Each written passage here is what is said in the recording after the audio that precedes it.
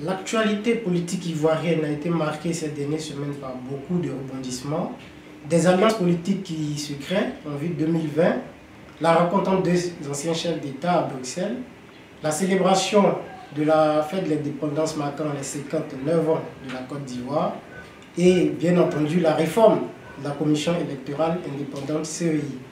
Tous ces sujets, nous allons les égrener tout à l'heure, mais je rejoins sur ce plateau une politique, mais également religieuse. Je reçois M. Théophile Soko Ouaza. Voilà, il est le président de la 4e voie, la voie des sans-voix. Chers téléspectateurs de la chaîne panafricaine Afrique Média, bonjour. Bienvenue à notre émission. Bonjour M. Théophile. Bonjour cher ami. Ma première question est celle-ci. Comment vous vous sentez ou comment vous vous portez dans toute cette grisaille politique ivoirienne aujourd'hui? Nous nous portons merveilleusement bien.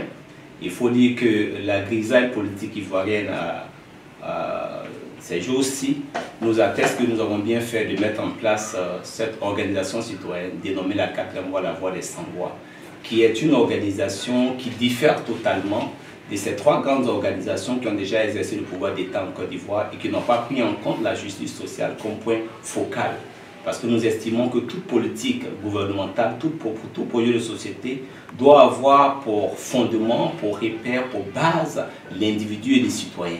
Et cela a été délaissé par toutes ces organisations-là. C'est pourquoi tous les 100 voix en Côte d'Ivoire se sont mis ensemble pour créer la 4e voie, qui est la 4e alternative après les 3 organisations qui ont exercé le pouvoir d'État, pour défendre valablement tous les citoyens ivoiriens du nord, du sud, de l'est, de l'ouest, en passant par le centre, quelles que soient leurs ethnies, quel que soit leur bord religieux, quelles que soient leurs aspirations intellectuelles, quel que soit leur état d'esprit. Mais le plus important pour nous au niveau de la 4e voie, la voie des sans-voix, c'est la justice sociale pour l'épanouissement, pour la prospérité de chaque citoyen ivoirien.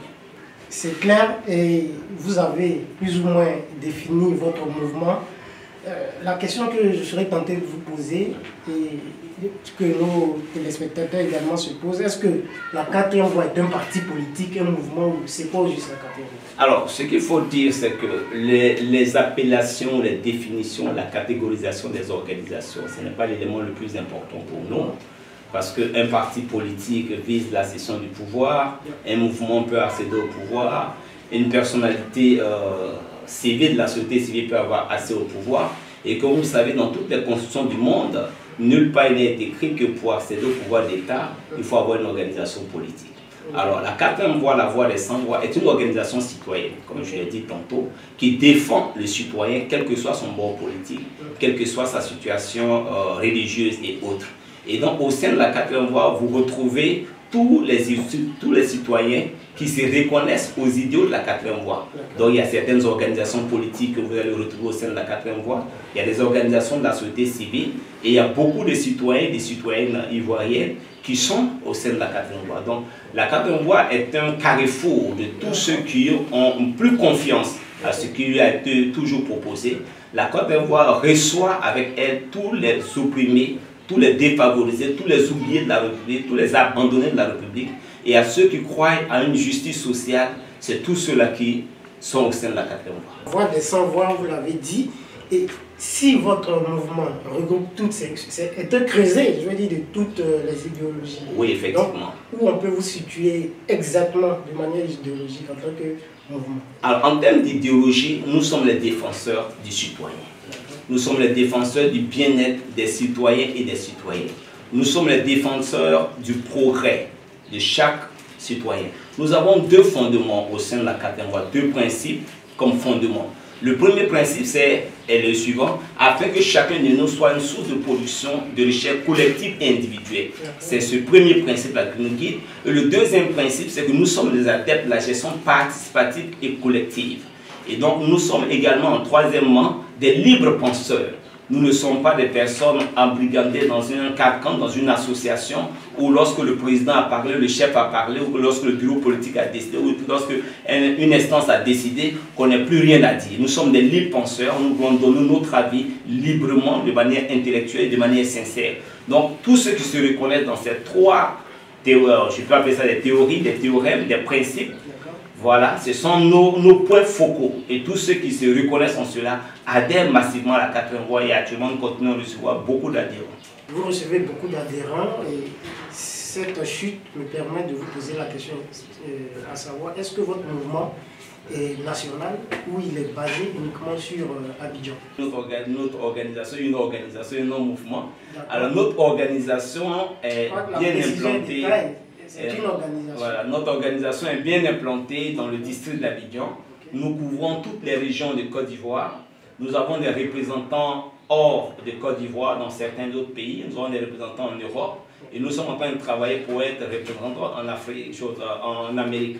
Alors le plus important pour nous, les citoyens ivoiriens qui se trouvent en France, tous les problèmes qui vivent en France avec l'ambassade de Côte d'Ivoire en France qui est censée défendre les intérêts des Ivoiriens en France, la 4e voie joue le rôle de porte-voix pour dénoncer, critiquer, pour que les situations changent. Parce que récemment, je suis allé en France, mais vous allez voir que l'ambassade de Côte d'Ivoire en France, c'était pratiquement un petit marché. Des choses qui ne sont vraiment pas agréables à voir. Donc il faut dénoncer. Donc c'est à tous les niveaux. C'est à tous les niveaux que les porte-voix sont et nous travaillons. On appelle à tous ceux qui sont à l'extérieur du pays, qui souhaiteraient représenter la 4e voie. Vous allez regarder la caméra et vous allez lancer votre appel. Oui, je voulais dire à toutes les Ivoiriennes, à tous les Ivoiriens, à tous les citoyens et à toutes les citoyennes, là où ils sont, que ce soit en Côte d'Ivoire, que ce soit hors de Côte d'Ivoire, quel que soit le pays où ils sont, à partir du moment où vous avez la citoyenneté ivoirienne, à partir du moment où vous avez le droit de vote pour changer les choses en Côte d'Ivoire, à partir du moment où vous vivez une situation défavorable, une injustice, vous êtes oublié, vous êtes abandonné, votre partenaire essentiel, c'est la 4e voie, la voie des sans-voix. Donc nous lançons effectivement cet appel à tous ces Ivoiriens, à toutes ces Ivoiriennes d'adhérer massivement à la 4e voie pour qu'ensemble, nous construisons une masse critique, une force critique pour changer les donnes. Et qu'on laisse un peu nos carcans politiques, parce que quand nous prenons le bilan de la Côte d'Ivoire, après l'heure où Houphouët-Boigny, les carcans politiques nous ont apporté que désolation, tristesse, guerre, meurtre, crise à répétition. Et le pays a connu un retard énorme. Aujourd'hui, pour apporter le bien-être aux Ivoiriens, on n'a pas besoin d'apporter forcément... Nous tout à l'heure concernant la situation sociopolitique du pays. Lors de votre dernière conférence presse, un débat public, vous avez annoncé une vaste tournée de votre organisation. Quel est l'objectif de cette tournée? La 4e voie se donnait pour mission de porter la voix des citoyens, quelle que soit leur appartenance religieuse, quelle que soit leur ethnie, qu'ils soient du nord, du sud, de l'est et de l'ouest. Donc à partir de ce moment, lors de notre sortie sociale, c'était pour déjà annoncer les couleurs d'une campagne massive pour dénoncer, pour critiquer et pour attirer l'attention des uns et des autres. Et donc à partir de ce moment, nous avons fait venir seulement à cette sortie sociale-là que nos délégués à l'intérieur du pays. Maintenant, il nous appartient d'aller vers eux. Donc, nous lançons une série de meetings dans tout le district d'Abidjan à partir de ce mois d'août. Pendant que nous serons en train de travailler sur le district d'Abidjan de manière en simultané dans les régions du pays, que ce soit dans le nord, de l'est, de l'ouest, du centre, on aura également des meetings à travers toute la Côte d'Ivoire pour amener les Ivoiriens et les Ivoiriens à adhérer non seulement massivement à la 4e voie, mais ce sera également des cérémonies d'investiture de nos délégations régionales, nos délégations départementales, nos délégations communales, nos délégations dans les sous-préfectures. Et ceux-ci après auront pour mission d'investir les délégués jusqu'en dans les villages et dans les campements.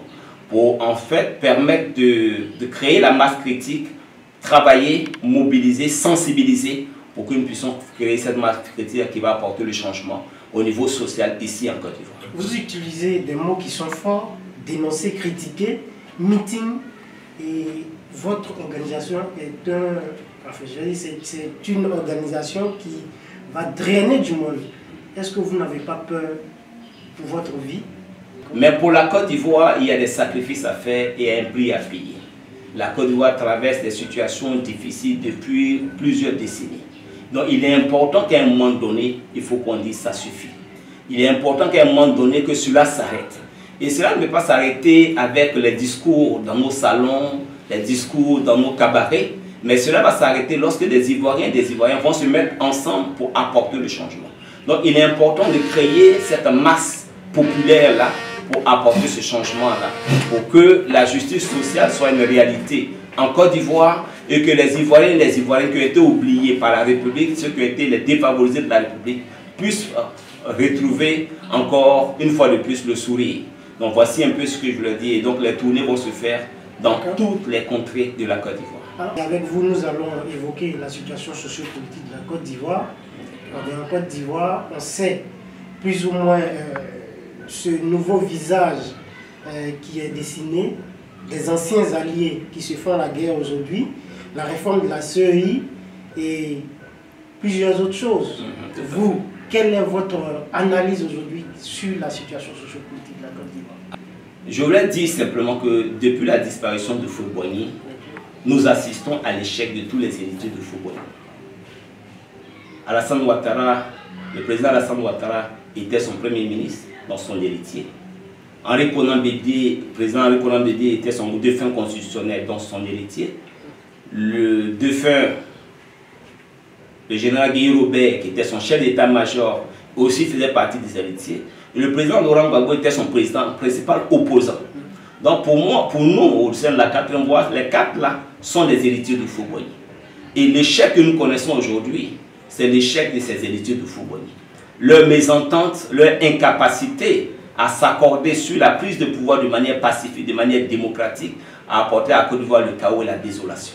Et c'est malheureusement à cette même situation que nous sommes en train d'assister. Et comme nous l'avons déjà dénoncé, les conflits et les crises armées, la violence en politique en Côte d'Ivoire vient de ces 4 héritiers de Houphouët-Boigny. Parce qu'ils ont déjà nous ont apporté en 1990-95 le boycott actif prôné par le RDR et le FPI. En 2000, nous avons connu encore une autre crise avec le général Guy Robert, sans compter qu'en 1999, on a eu un coup d'État. Donc les crises se sont succédées. En 2001, tentative de coup d'État. 2002, une rébellion armée qui fait l'entrée fracassante de Guillaume Soro dans la violence en Côte d'Ivoire. De 2002 à 2010, pendant la rébellion armée, c'était une somme de violence. Vous savez. Et aux élections de 2010-2011 encore, c'était encore le chaos. Quand on regardait tous les acteurs de ce chaos-là, ce sont les mêmes héritiers de Houphouët-Boigny. Et actuellement, le jeu politique en Côte d'Ivoire est encore dirigé par ces héritiers de Houphouët-Boigny. Et donc, nous avons peur. Et donc, le fait qu'ils se rencontrent entre eux, ça nous montre encore qu'il y a une situation de chaos qui se prépare. Parce qu'ils nous ont habitués au chaos. Ils nous ont habitués au coup d'État. Ils nous ont habitués au boycott actif. Ils nous ont habitués aux rébellions armées. Ils nous ont habitués aux élections avec des violences, avec des morts, avec des guerres. Il faut que cela prenne fin. Donc je pense qu'il faut, dès maintenant, que les Ivoiriens et les Ivoiriennes commencent à amener ces 4 héritiers de Houphouët-Boigny à une vraie retraite. Monsieur le Président, oui. votre organisation est pour que Bédié, Gbagbo, Soro et Alassane Ouattara prennent leur retraite. Est-ce que vous y croyez concrètement? Il faut souvent être juste. Et juste dans le sens que la Côte d'Ivoire, en 2000, a eu une constitution. La constitution donnait une limitation d'âge pour être président de la République.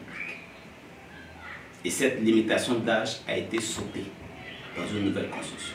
Ce qui veut dire que, de manière juridique, en première constitution, la constitution de 2000 déjà annonçait leur retraite politique.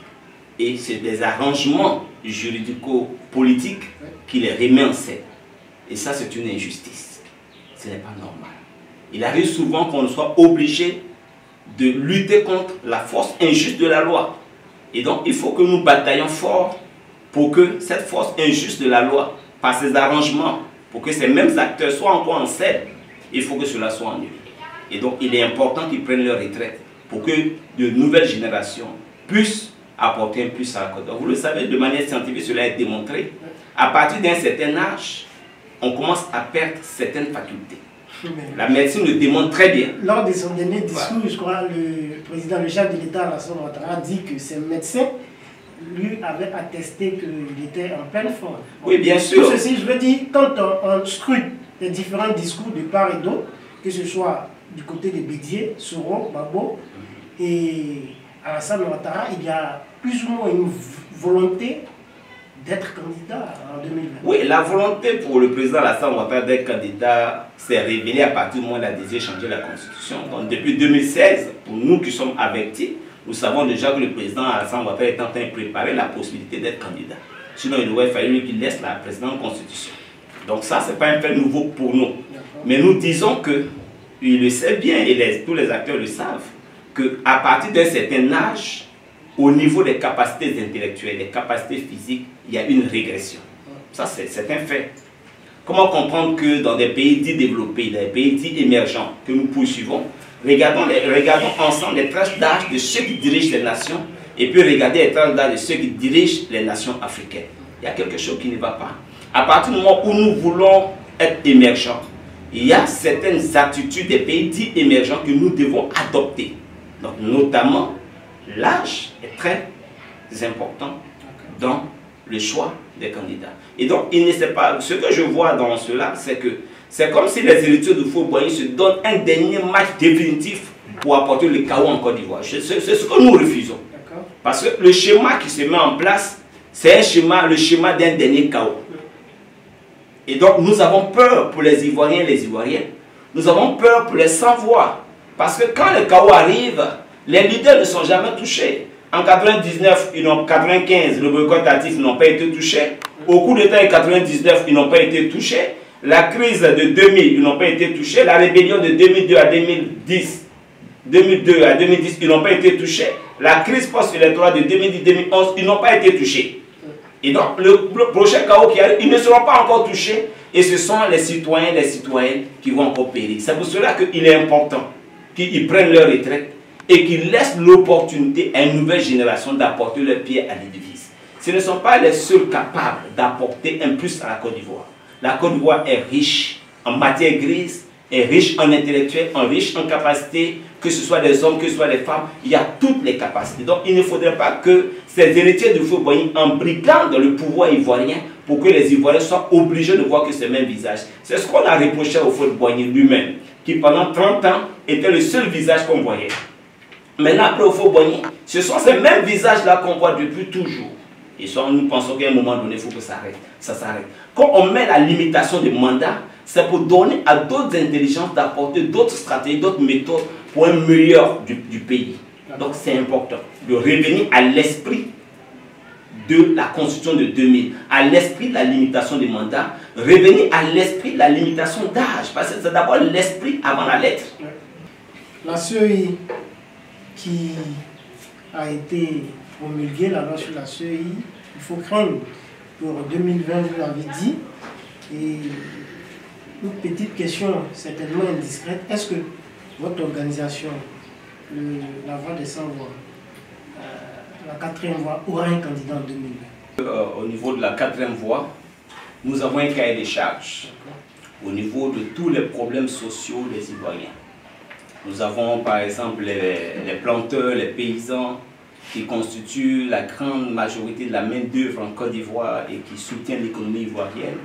Ces paysans qui n'ont ni de retraite, ni de couverture maladie. Et donc nous avons un cahier des charges. Et nous sommes prêts à soutenir tout candidat qui est prêt à mettre en application notre cahier des charges. Donc la 4e voie en tant que telle soutiendra le candidat avec lequel tomberons d'accord sur notre cahier des charges. Mais si nous ne trouvons pas de candidat qui peut défendre nos cahiers des charges, qui peut s'engager avec nous, nous verrons en notre sein un candidat qui va porter la voix des sans-voix. La Côte d'Ivoire a célébré ses 59 ans d'indépendance le 7 août dernier. Et lors de cet événement, nous avons assisté à un discours du chef de l'État. Nous allons revenir sur ce discours-là. Quel décryptage faites-vous dans son ensemble du discours du président de la République? Comme je l'ai déjà dit, le président Alassane Ouattara est un très bon communicateur. C'est un excellent communicateur. Et donc, pour ceux qui ne sont pas communicateurs, quand un très bon communicateur expose, lorsqu'il s'exprime, ils n'ont pas la capacité de lire entre les lignes et de pouvoir diagnostiquer ce qui a été dit. Alors, nous avons pris la peine d'écouter le président de la République et il a dit beaucoup de choses. Mais entre-temps, nous voulons mettre au devant du président de la République certains éléments de ce qu'il a dit. Il a dit par exemple que ce qu'il a fait en 8 ans est au-delà de ce qui a été fait en 50 ans. C'est une manière de voir. Nous respectons sa manière de voir. Mais à notre avis, quand on prend le nombre de kilomètres de bitume réalisé par Félix Houphouët-Boigny par rapport à ce que le président Alassane Ouattara a réalisé, il est largement en dessous. Quand nous regardons la situation sociale, c'est une situation sociale qu'on n'a jamais vue ailleurs. C'est sous le président Alassane Ouattara qu'un chef d'État, parce que la fonction de chef d'État est une fonction sacrée. Même lorsqu'on n'est plus chef d'État, dans notre système francophone, on appelle tout Monsieur le Président. C'est sous le président Alassane Ouattara qu'un président de la République est en prison. C'est du jamais vu en Côte d'Ivoire. C'est sous le président Alassane Ouattara qu'un chef d'État est mis dans les prisons hors de Côte d'Ivoire, atteinte encore à notre souveraineté. C'est sous le président Alassane Ouattara que des ministres de la République se retrouvent en exil, meurent en exil par manque de moyens. C'est sous le président Alassane Ouattara que des comptes sont gelés. C'est sous le président Alassane Ouattara que jusqu'à aujourd'hui, de nombreux militaires croupissent dans les prisons, juste pour une prise post-électorale. Mais pendant ce temps, on a une rébellion armée de 2002 à 2008. Aucun de ces militaires, aucun de ces soldats de cette rébellion armée n'est dans les prisons. C'est sous le président Alassane Ouattara encore que nous avons les enfants microbes qui ont été protégés, on les a redéfinis et rebaptisés les enfants en conflit avec la loi. C'est sous le président Alassane Ouattara que le taux de chômage aujourd'hui est pratiquement à 50%. C'est sous le président Alassane Ouattara que le taux de pauvreté est à 42%. C'est sous le président Alassane Ouattara que nous avons battu le record de l'endettement. Alors en tant que financier, pour lui qui est économiste, en tant que financier, les signaux pour moi sont au rouge. Les ministres sous le régime du président Gbagbo sont en exil, ceux qui étaient à Abidjan, en Côte d'Ivoire, étaient en prison, la première dame était en prison. Donc effectivement, on n'a pas de problème parce que pour lui, le président Gbagbo a été neutralisé. Aujourd'hui, il y a un souci parce que hier, le président Henri Konan Bédié était sous son coude, sous son autorité. Maintenant que le président Henri Konan Bédié a pris son autonomie vis-à-vis du président Alassane Ouattara, c'est tout à fait évident qu'ils disent qu'il y a un problème avec lui. Donc voici un peu comment nous percevons cette déclaration du président de la République. Voilà. Monsieur Théophile, nous tendons vers la fin de notre émission. Oui. Voilà, on va revenir sur les activités de votre organisation. Vous comptez étendre vos différentes bases partout sur le territoire national. On va revenir en quelques mots sur les différentes tournées que vous allez entreprendre sur l'étendue du territoire national. Je ne peux que dire merci à nos amis et frères de Afrique Média pour cette opportunité qu'ils nous donnent de parler de la quatrième voie, la voie des sans-voix, de parler de nos idéaux. Et nous continuons ce travail-là sur le terrain parce que vous savez, aujourd'hui, la Côte d'Ivoire souffre. La Côte d'Ivoire est malade. Ça ne va pas en Côte d'Ivoire sur le plan social. Nos hôpitaux sont devenus des mouroirs. Ceux qui produisent la matière première, le cacao, le café, le caoutchouc, les VA sont abandonnés par la République. Les prix des matières premières ont chuté. Ils n'ont pas d'assurance maladie, ils n'ont pas de retraite. Or, c'est avec leurs revenus que les fonctionnaires sont payés. Le secteur informel s'est tellement développé aujourd'hui, mais ils ne sont pas pris en compte dans les calculs macroéconomiques. Ils sont oubliés carrément dans le système financier ivoirien, dans le système économique. Mais d'une manière générale, la Côte d'Ivoire souffre.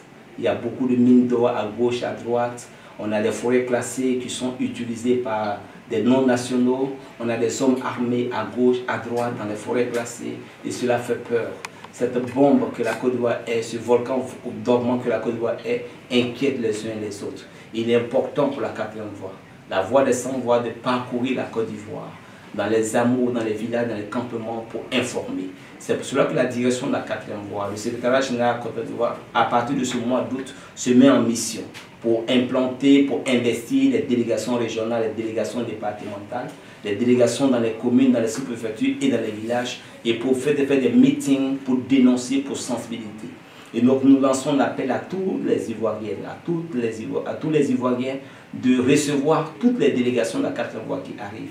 Il faut qu'ensemble nous créions cette masse critique pour apporter le changement pour la justice sociale.